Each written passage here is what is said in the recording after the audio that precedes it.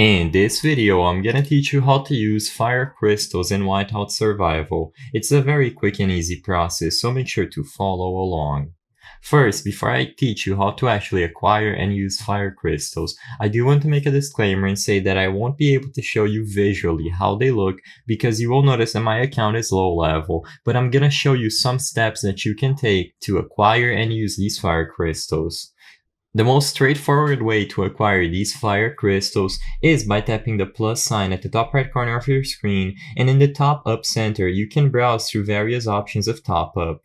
In the monthly cards or the weekly cards, you will be able to purchase a card that includes a lot of fire crystals. Like I said, this is the easiest way to always have replenishing fire crystals at your disposal, but it is a paid solution. You also have some other options like events that pop up from time to time, and like I said, I'm just repeating myself, I can't show you this visually on screen because my account is low level, but if you see an event that rewards fire crystals, you will be able to complete it to have access to them.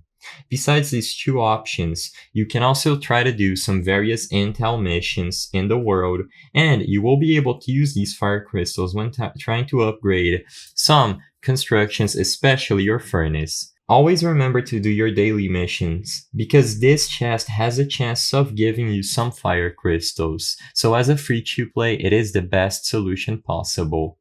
I hope I was able to help you on how to use fire crystals in Whiteout Survival. If this video helped you, please be sure to leave a like and subscribe for more quick and easy tips. Thank you for watching.